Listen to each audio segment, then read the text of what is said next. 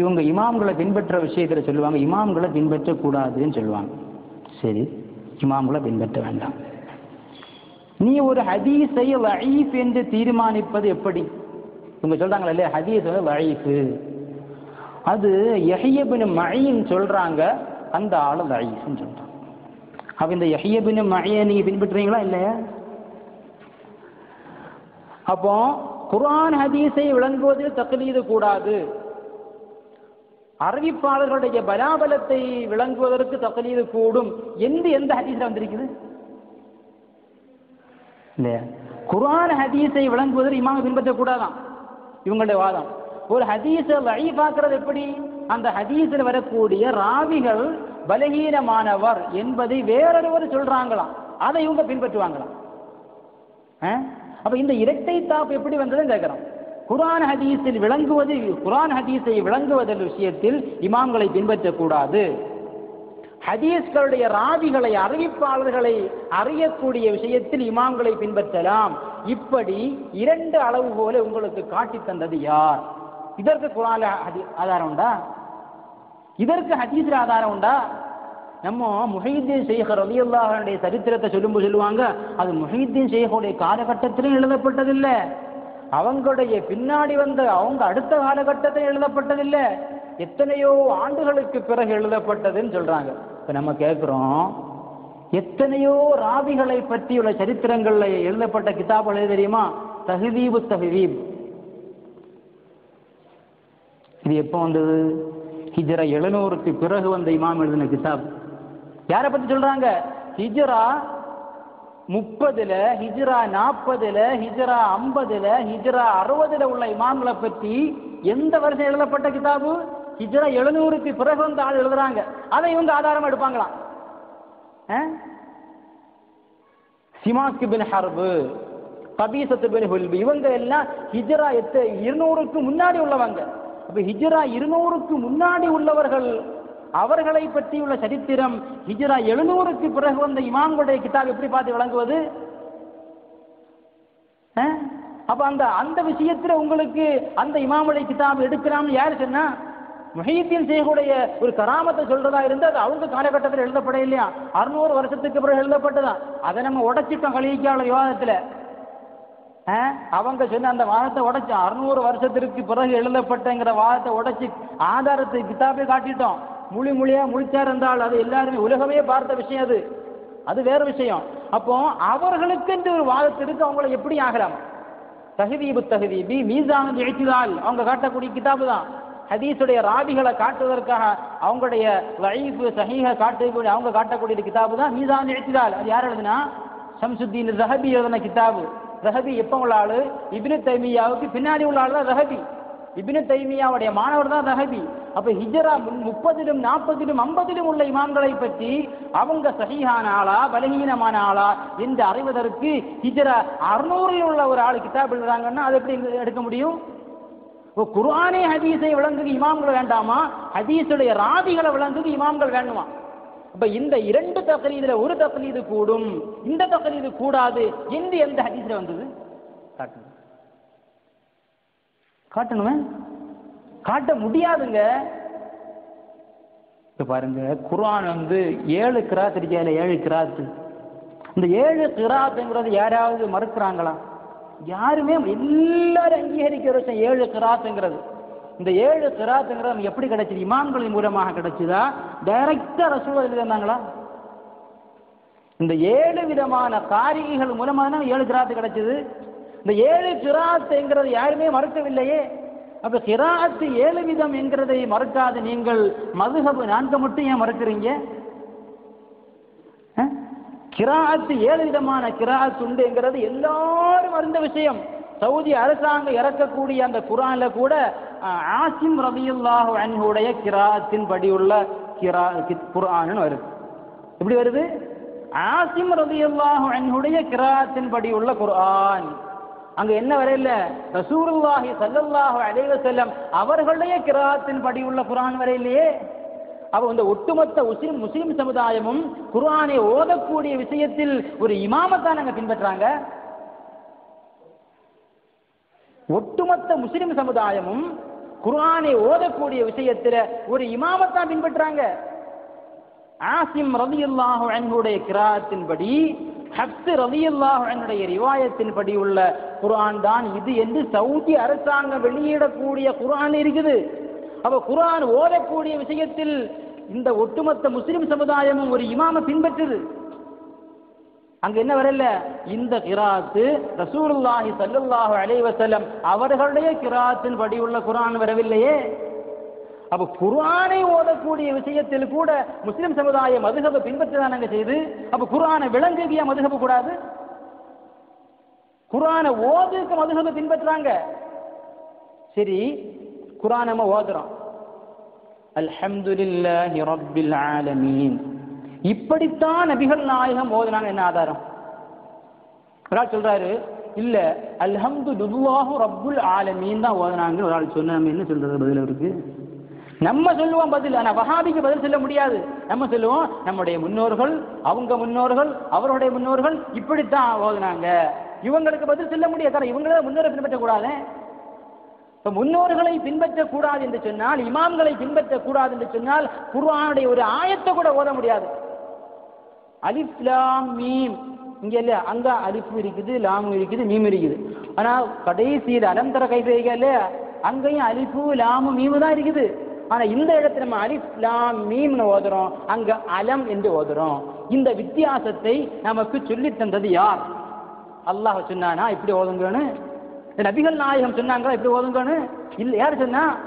நம்முடைய முன்னோர்கள் சொல்லி தந்தார்கள். முன்னோர்களை விட்டு விட்டால், முன்னோர்களை பின்பற்றாமல் இருந்தால், இமாம்களை தக்லீத் செய்யாமல் இருந்தால் நமக்கு குர்ஆனை கூட ஓத முடியாதுங்க. ஆனா இந்த உண்மையை முஸ்லிம் சமுதாயத்தில் ஏராளமான பேர்கள் விளங்காமல் இந்த வஹாபிகளை பின்பற்றி கொண்டிருக்கிறார்கள். இப்ப நம்ம கேட்ட கேள்வி என்ன தெரியுமா? மதுஹபை, அதாவது குர்ஆன் ஹதீஸை விளங்குவதில் இமாம்களை பின்பற்றக்கூடாது, ஆனால் அறிவிப்பாளர்களை அறியக்கூடிய விஷயத்தில் இமாம்களை பின்பற்றலாம். இந்த இரண்டு இரட்டை அளவுகோலை எந்த ஹதீஸை வச்சு நீங்க தீர்மானிச்சீங்க? அதே போல ராவி, ஒரு ராவியை பத்தி இவர் லஈஃப் நீங்க சொல்றீங்களா இல்லையா?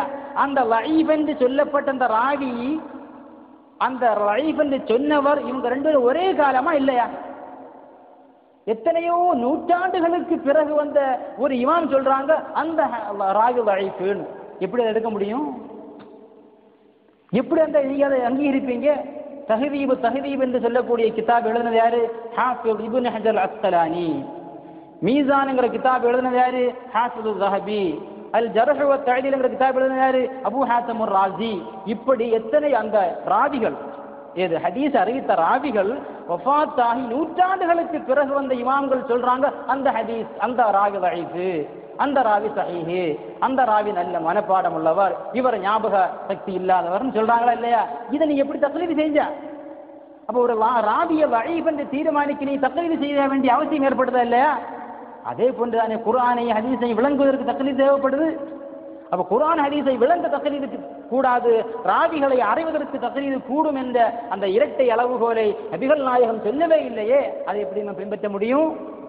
சஹீஹுல் புகாரி ஹதீஸ் வருது, அல் ஹலால் பையின், ஹலால்ங்கிறது மிக தெளிவானது, அல் ஹராமு பையின், ஹராமும் தெளிவானது, பைனஹுமா முஸ்தபிஹாத்துன், அந்த ஹலாலுக்கும் ஹராமுக்கும் மத்தியில் சில காரியங்கள் உண்டு. அது ஹலாலா ஹராமா என்று தெரியாது. லா யஅலமுஹுன்ன கஸீரும் மினன் நாஸ், அதை ஜனங்கள் மக்கள் அதிகமான பேர் அறிய மாட்டார்கள். அப்ப அதிகமான பேர் அறிய மாட்டாங்கன்னு என்ன அர்த்தம்? என்ன அர்த்தம்? கொஞ்ச பேர் அறிவாங்க. அந்த கொஞ்ச பேருக்கு பேரு தான் முஜ்தஹிதுகள். அப்ப அதிகமான பேர் அறியாமல் இருக்கிறார்கள் சொன்னா, கொஞ்ச பேர் அறிகிறாங்கன்னு சொன்னா என்ன அர்த்தம்? இந்த அதிகமான அறியாத மக்கள் அறிந்த கொஞ்ச மக்களை பின்பற்ற வேண்டும். இதுக்கு பேரான தக்லீது. இது புகாரி வரக்கூடிய ஹதீஸ், கிதாபுல் ஈமான்ல வருது, முதல்ல அத்தியாயத்திலே இந்த ஹதீஸ் வருது. ஹலால் ஹராமுக்கு மத்தியில் இருக்கக்கூடிய சில விஷயங்களை ஜனங்களில் அதிகமான பேர் அறிய மாட்டாங்க. அப்ப கொஞ்ச பேர் அறிவாங்க. அந்த கொஞ்ச பேர் தான் அல் முஜ்தஹிதூன், குர்ஆனையும் ஹதீஸையும் ஆய்வு செய்யக்கூடிய இமாம்கள். அப்ப அதிகமான பேர் அறியாமல் என்ன செய்யணும்? அறியாத மக்கள் இந்த அறிந்த மக்களை பின்பற்ற வேண்டும். அதைத்தானே 1000க்கு மேற்பட்ட ஆண்டு காலமாக முஸ்லிம் சமுதாயம் செய்து கொண்டிருக்கிறது, இமாம்களை பின்பற்றி கொண்டிருக்கிறது. இவங்க சொல்லுவாங்க தக்லீத் இந்த இமாம்களை பின்பற்றுவது என்பது இமாம்களுடைய காலகட்டத்தில் கிடையாது, அவங்களுக்கு பின்னாடி வந்த யாரோ உருவாக்கியது. இது ஒரு அப்பட்டமான பொய். ஷாஃபிஈ மதுஹப் ஷாஃபி இமாமுடைய காலகட்டத்திலே இருந்துங்க. ஹனஃபி மதுஹப் அபூ ஹனீஃபா இமாமுடைய காலகட்டத்திலேயே உண்டு. மாலிகி மதுஹப் மாலிக் இமாமுடைய காலகட்டத்திலேயே உண்டு. அஹ்மது பின் ஹம்பல் இமாமுடைய காலகட்டத்திலேயே ஹம்பலி மதுஹப் உண்டு.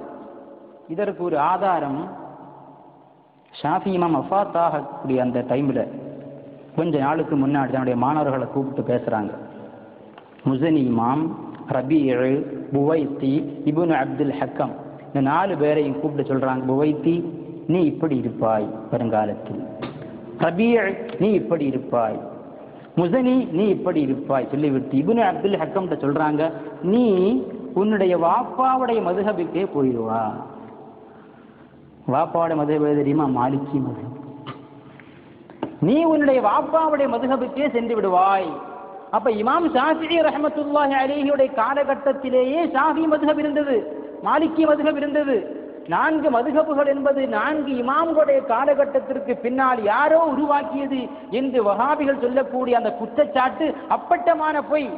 அவர்கள் சொல்லக்கூடிய ஆயிரக்கணக்கான பொய்கள்ல இதுவும் ஒரு பொய். என்னது? மதுஹபுகள் என்பது இமாம்களுடைய காலகட்டத்தில் இல்ல. ஷாஃபிஈ இமாம் பகதாதுக்கு போனாங்க, மிஸ்ர்ல மக்காவில் இருந்து பகதாதுக்கு போனாங்க. பகதாதுக்கு போய் அங்க இஸ்லாமிய பிரச்சாரம் செய்தாங்க, ஹதீஸ்களை கற்றுக் கொடுத்தாங்க.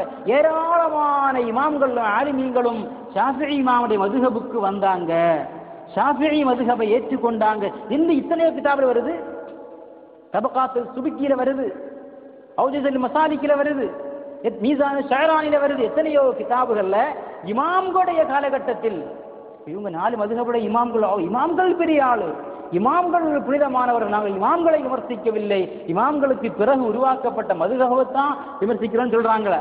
ஆனால் மதுஹபுடைய இமாம்களுடைய காலகட்டத்திலேயே மதுஹப் இருந்து இமாம் ஏற்றுக்கொள்றா இல்லையா?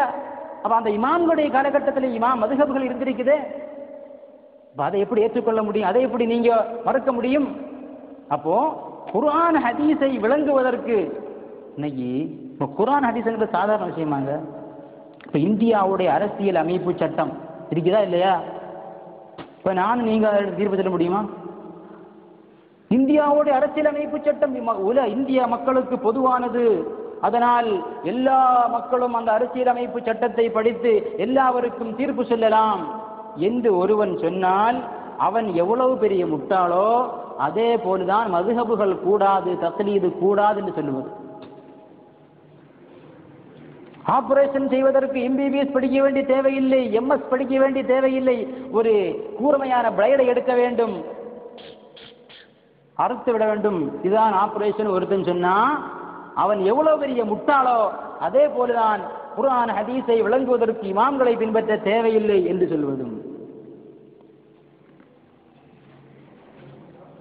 வீடு கட்டுவதற்கு இன்ஜினியரிங் அது இது ஒன்றுமே படிக்க வேண்டிய தேவையில்லை, 4 கற்களை எடுக்க வேண்டும், ஒரு கருங்கல்லை எடுக்க வேண்டும், செங்கலை எடுக்க வேண்டும், மிக்ஸ் பண்ணி வீடை கட்ட வேண்டும் என்று சொல்வது எவ்வளவு பெரிய முட்டாள்தனமோ அதே போலதான் குர்ஆன் ஹதீஸை விளங்குவதற்கு மதுஹபுடைய இமாம்களை பின்பற்ற வேண்டிய தேவையில்லை என்று சொல்வதும்.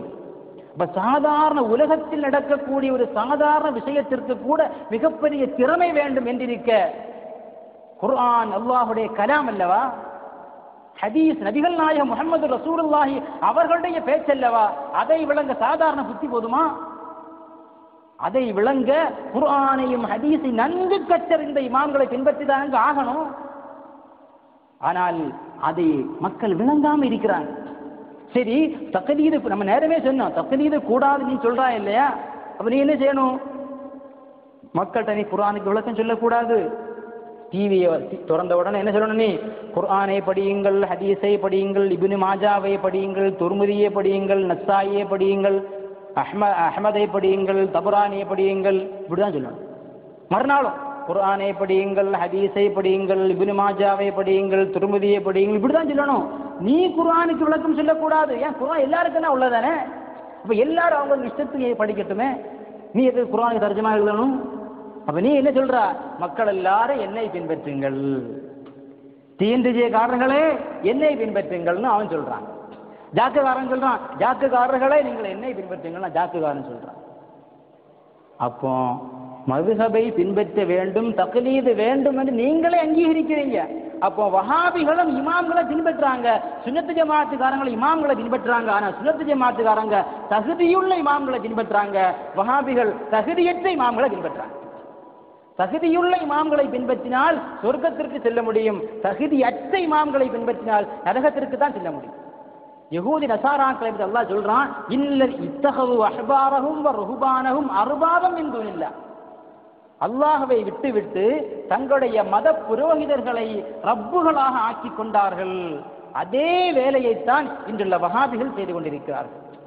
குர்ஆனிற்கு உலக முஸ்லிம்கள் சொல்லிய விளக்கங்களை எல்லாம் விட்டுவிட்டு தங்களுடைய தலைவர்கள் என்ன சொல்றாங்களோ அதை அவங்க ஏற்றுக்கொள்றாங்க. தங்களுடைய தலைவர்கள் என்ன விளக்கத்தை சொல்றாங்களோ அதை அவங்க ஏற்றுக்கொள்றாங்க. அப்ப அதை அவங்க ரப்பு, அதை அவர்களாக அந்த தலைவர்களை இறைவனாக ஆக்குவது என்பதாக அல்லாஹ் சொல்றான். இப்ப நாம இமாம்களை பின்பற்றவில்லை, குர்ஆனுக்கு இமாம்கள் சொன்ன விளக்கத்தை நம்ம எடுக்கிறோம். குர்ஆனை விட்டு விட்டு ஹதீஸை விட்டு விட்டு இமாமை பின்பற்றி நம்ம சொல்லல, குர்ஆனிற்கு இமாம்கள் சொன்ன விளக்கத்தை சொல்றோம், ஹதீஸிற்கு இமாம்கள் சொன்ன விளக்கத்தை நம்ம சொல்றோம். இப்படி நாம் அணுகினால் நல்ல முறையில் குர்ஆனை நம்மால் புரிந்து கொள்ள முடியுமே தவிர இந்த வழிகட்ட தலைவர்களை நாம் பின்பற்றினால் நம்மால் ஒருபோது நம்முடைய இலட்சியத்தை அடைய முடியாது. இவர்கள் மக்களை குழப்பக்கூடிய ஏராளமான விஷயங்கள் அதிகமாக பேச வேண்டியிருக்கிறது. ஜியாரத்தை பற்றி நூற்றுக்கணக்கான ஹதீஸ்கள் ஹதீஸ் கிதாபே வந்திருக்கு. இவங்க சொல்லுவாங்க, தர்கா உயர்த்தி கட்டி இருக்கிறது, அதான் நாங்கள் போக மாட்டோம். சரி, உயர்த்தி கட்டாத சாதாரண மக்பராக்கு நீ போவியா? எந்த வஹாபிகளையாவது எந்த கட்டத்திலாவது எந்த மக்பராவிலாவது எந்த கபரையாவது ஜியாரத்து செய்தது யாராவது பார்த்திருக்கீங்களா? ஆனால் நபிகள் நாயகம் முஹம்மது ரசூலுல்லாஹி ஸல்லல்லாஹு அலைஹி வஸல்லம் அவர்களுடைய ஹதீஸிலே ஏராளமான ஹதீஸை நம்மால் பார்க்க முடியுமே. நபிகள் நாயகம் ரசூலுல்லாஹி ஸல்லல்லாஹு அலைஹி வஸல்லம் அவர்கள் ஒவ்வொரு நாளிலும் ஆயிஷா ரலியல்லாஹு தஆலா அன்ஹுடைய வீட்டில் தங்கி இருக்கக்கூடிய ஒவ்வொரு நாளும் நபிகள் நாயகம் ஜியாரத்திற்கு சென்றதாக சஹீஹ் முஸ்லிமிலே ஹதீஸ் வருகிறதே. இப்ப ஜியாரத்து என்பது சுன்னத் என்கிற விஷயத்திலே உலக முஸ்லிம்கள் யாருக்குமே தர்க்கமில்லை. அந்த சுன்னத்தை இந்த வஹாபிகள் என்னைக்காவது செஞ்சிருக்காங்களான்னு கேட்கிறோம். செய்ய மாட்டோம். காரணம் ஏன்? மனுஷன் மௌத்தானா அவன் மண்ணோடி மண்ணா போயாச்சு, அவனுக்கும் நமக்கு எந்த சம்பந்தமும் இல்லை. அதாவது குர்ஆன் நம்ம இஸ்லாமை விளங்க வேண்டும் என்று சொன்னால் நம்முடைய சுய புத்தியை மாற்றி வைக்கணும். நம்முடைய சுய சிந்தனையை நம்முடைய குறைமதி அற்பமான புத்தி அங்க மாற்றி வச்சுட்டு அல்லாஹ் என்ன சொன்னான், நபிகள் நாயகம் ஸல்லல்லாஹு அலைஹி வஸல்லம் என்ன சொன்னாங்க, அதற்கு இமாம்கள் என்ன விளக்கம் சொன்னாங்க, அதை நம்ம எடுக்கணும். நம்முடைய சுய புத்தியை மாற்றி வைக்கணும். இப்ப நம்ம சுய புத்தியை கொண்டு நம்ம சிந்தித்தால் நமக்கு ஒரு செயலும் செய்ய முடியும். நம்முடைய புத்திங்கிறது அற்பமான புத்தி, எல்லா விஷயங்களையும் நன்றாக விளங்க முடியாத அற்பமான புத்தி. குர்ஆனில் சொல்லப்பட்ட எல்லா விஷயங்களையும் நம்முடைய புத்தியை கொண்டு விளங்க முடியாது. ஆனால் 1000 விளக்கங்கள் அதுக்கு இருக்கும். ஒவ்வொரு விஷயத்திற்கும் ஆயிரக்கணக்கான விளக்கங்கள் இருக்கும். அந்த விளக்கங்கள் நமக்கு தெரியாது. இப்ப நம்முடைய சுய புத்தியை கொண்டு ஒரு மனுஷன் சிந்தித்தால் அவன் எந்த செயலையும் செய்ய முடியும்.